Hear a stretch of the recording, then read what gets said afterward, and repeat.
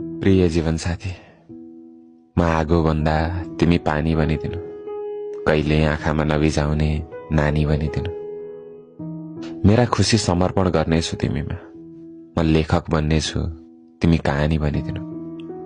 जीवनसाथी, धेरै त बाचा गर्दिनु, तर तिमीलाई यति प्रेम गर्नेछु कि तिमी दुखी हुन बिर्सिनेछौ। दुःख आउला, मिलेर सामना गरौला, सुख आउँछ, दुःख बिर्सेर रमाउला।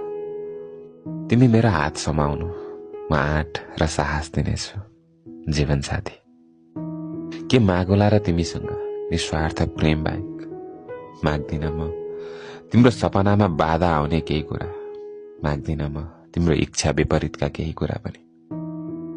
तर यति बाचा गर्छु कि तिम्रो आँखाको डिल कहिले ओसिलो हुन दिने छैन। यति बाचा गर्छु कि तिम्रो ओठबाट